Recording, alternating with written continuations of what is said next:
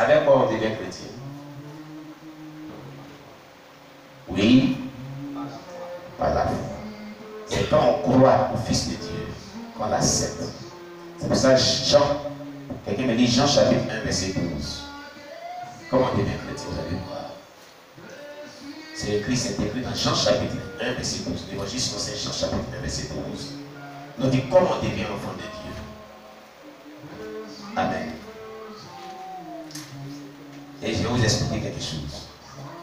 Dans Jean chapitre 1, verset 12, il dit, et tous ceux qui l'ont reçu, à tous ceux qui l'ont reçu, elle a donné le pouvoir de devenir enfants de Dieu, lesquels sont des nés de la chair et du sang, mais de la volonté de Dieu. Amen. C'est pas ce qui est écrit. Voilà. On parle ici de la lumière qui a été faite chair, la parole qui a été faite chair, qui est devenue Jésus-Christ. Ceux qui croient en son nom, ceux qui croient au nom de Jésus. Non, ce n'est pas la foi. Que quand tu places la foi en Jésus, Dieu te donne le pouvoir de devenir enfant de Dieu. Dieu donne le pouvoir. Elle a donné le pouvoir de devenir enfant de Dieu. Donc, elle a donné la capacité surnaturelle de faire de toi un enfant de Dieu. Ta foi en Jésus te donne la capacité surnaturelle de devenir enfant de Dieu. C'est ce que je l'avais dit.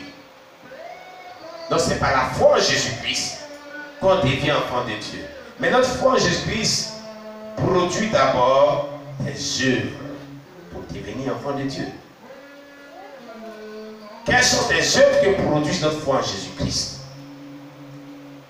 La Bible dit, lorsque le consolateur viendra, l'esprit de vérité, il convaincra le monde en ce qui concerne le péché, la justice et le jugement. Donc, la foi en Jésus-Christ déclenche l'onction nécessaire pour nous convaincre de péché.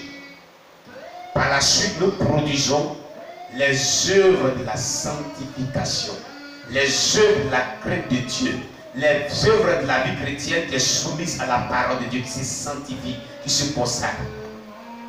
Quand Jacques dit, montre-moi ta foi, je te montrerai les œuvres qu'a produit ma foi. Premier type de œuvre d'abord, c'est une vie transformée, née de nouveau.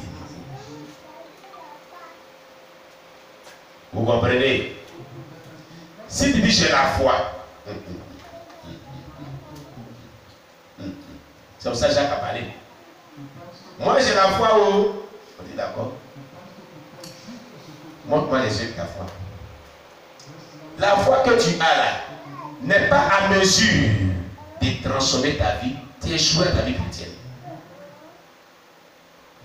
La foi que toi tu dis tu as là, la foi en Jésus-Christ, n'est pas à mesure de t'amener à la nouvelle naissance, tu n'es pas chrétien. Parce que tous ceux qui sont considérés comme enfants de Dieu par le ciel sont ceux qui sont nés de nouveau. C'est pour ça que Jésus a dit à Nicodème, il faut que tu naisses de nouveau. Parce que celui qui n'est pas de nouveau ne peut rentrer dans le royaume des cieux. Donc le ciel considère tout qu'on fait le dénombrement des grands, des véritables enfants de Dieu sur la terre. Ce sont ceux qui sont nés de nouveau, qui font partie du corps de Christ. Donc si ta foi que tu as ne t'amène pas à naître de nouveau, ne t'amène pas à renoncer aux œuvres mortes de la chair mondaine pour te convertir, te sanctifier, ayant la vie de craindre l'Éternel, marchant par la parole de Dieu et marchant selon le Saint-Esprit, tu ne peux pas naître de nouveau, tu ne peux pas être un enfant de Dieu. Tu es quelqu'un qui accompagne les enfants de Dieu tous les dimanches. C'est permis aussi, hein? C'est permis. Tu peux nous accompagner, c'est pas mal, c'est une bonne chose.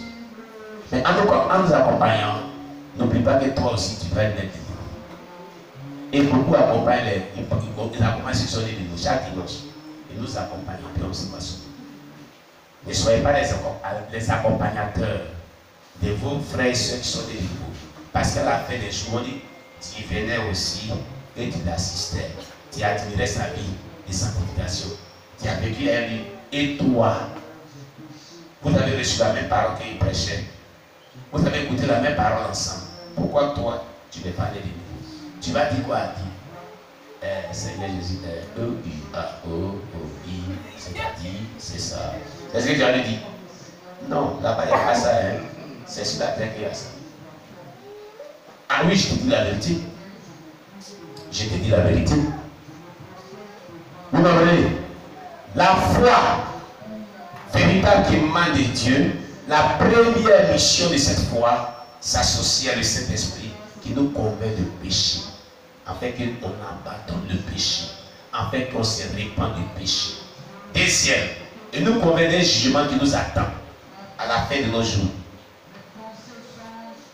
Troisième, il nous convainc de vivre une vie de justice, une vie de droiture sur la terre. C'est pourquoi Jésus a dit, lorsque le consolateur viendra, l'esprit de vérité, il convaincra le monde en ce qui concerne le péché, le jugement et la justice.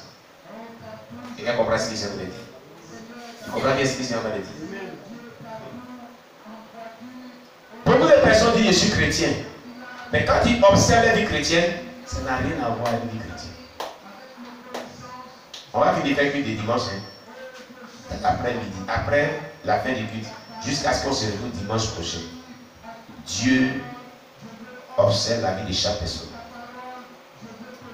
Chaque instant, il y a des anges au ciel qui enregistrent nos actes, nos pensées, nos propos. Nos actes, nos pensées, nos propos. Nos actes, nos pensées, nos propos. Il y en a qui sont des films. Et la bande de la vidéo est là-bas. Ils fument. Il y a des gens qui fument ta vie dans les moindres détails. Tout ce que tu fais, que tu dis que tu viens dans les équipes, on ne voit pas. Ils fument. Si tu veux, il faut te masturber dans la douche, on te fume. Tu penses que tu allais te laver, on ne te voit pas. On te voit. On fume. Il y a des gens qui sont là spécialement, ils prennent des photos. Tout ce que tu fais là, ils prennent des photos. Ils prennent des photos. Et il y a des gens spécialement qui sont liés à ton âme. Ils voient ce que tu penses en toi. Ils enregistrent. Ils enregistrent. Ils enregistrent. Le jour de ton jugement, comme l'avait dit un témoignage, je ne sais pas si c'est Déborah de Saint-Pedro. Oui, c'est elle. Elle nous envoie dans la salle de souvenirs. Dans la salle de souvenirs.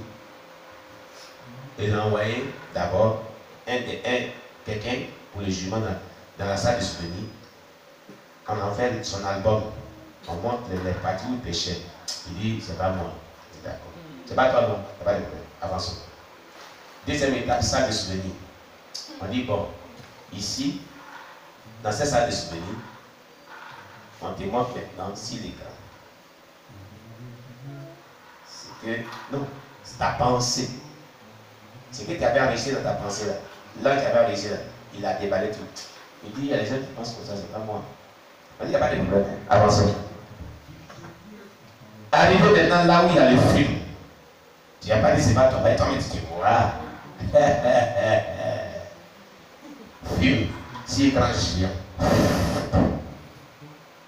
Il se regarde. On dit, c'est qui?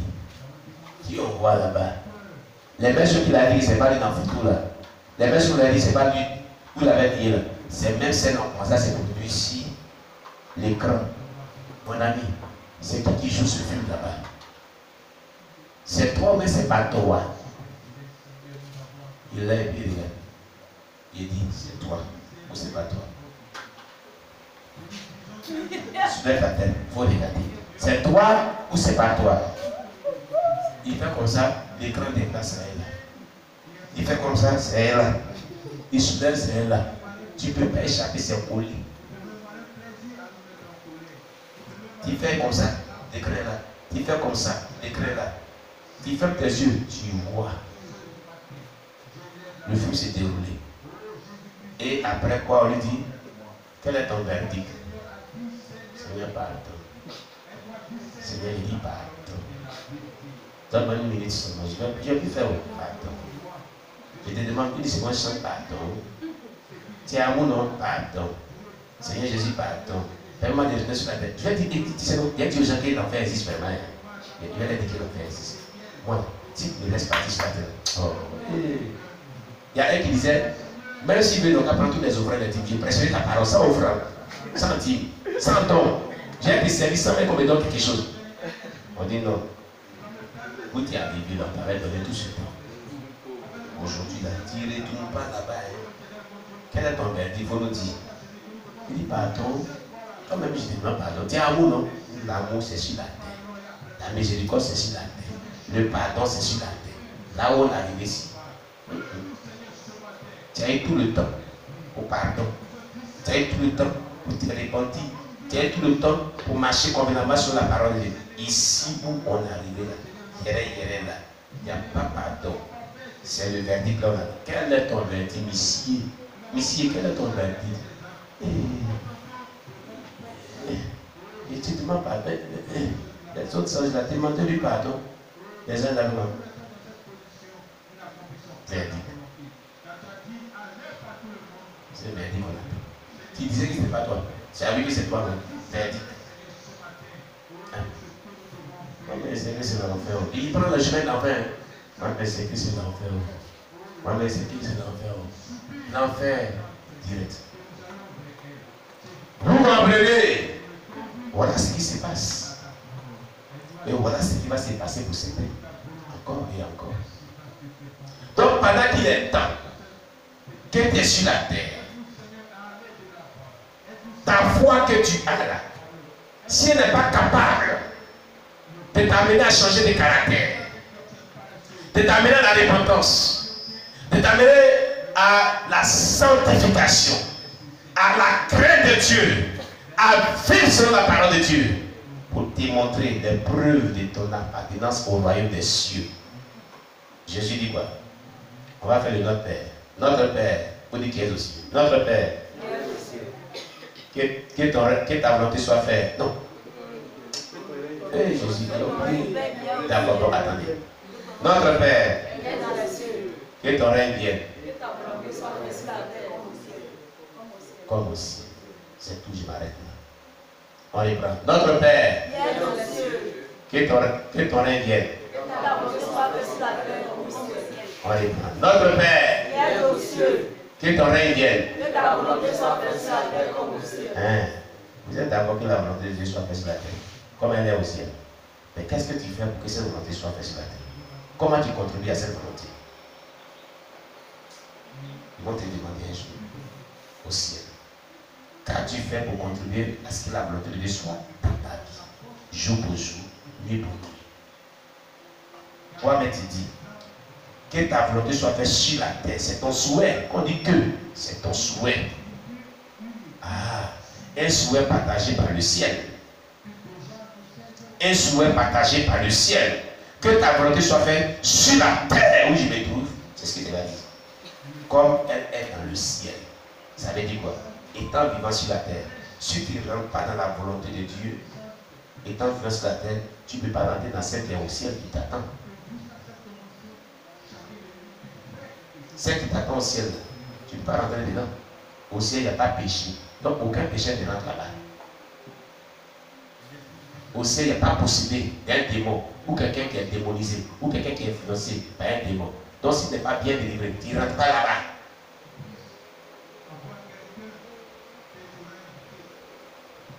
Tu comprends? Tu comprends? Le ciel est un lieu saint. Il a dit, il n'y rentrera ni quelqu'un de souillé, ni les impudiques, ni les voleurs, menteurs, ni ceux-là qui commettent le péché. Je résume. Ils rentreront au ciel. Ils rentreront au ciel. Ils rentreront au ciel. Aucun possédé aussi. Aucun démonisé. Aucune personne tourmentée par les démons dont tu n'as pas vaincu. C'est pour ça que la Bible dit à celui qui vaincra. À celui qui vaincra. Ceux qui rentrent au ciel, ce sont les conquérants. Ceux qui rentrent au ciel, ce sont les vaillants guerriers. Ceux qui rentrent au ciel, ce sont les victorieux. À celui qui vaincra, c'est ceux qui vont vaincre. Ceux qui sont les victorieux dans le Seigneur. Ils rentrent au ciel. Et cette victoire, ça vient par quoi? Psaume 108, verset 8. Dieu a dit, dans sa sainteté, j'ai triomphé. C'est par la sainteté qu'on a la victoire. C'est par la sainteté qu'on devient victorieux. C'est par la sanctification qu'on devient conquérant. C'est par la sanctification qu'on devient vainqueur. Vainqueur. Ce qui nous donne la force pour vaincre, pour triompher de nos ennemis, la sanctification. La sanctification. La sanctification. Quand tu te réveilles, sanctification. Quand tu dors, sanctification. Tu manges, sanctification. Tu marches, sanctification. Tu te couches, sanctification.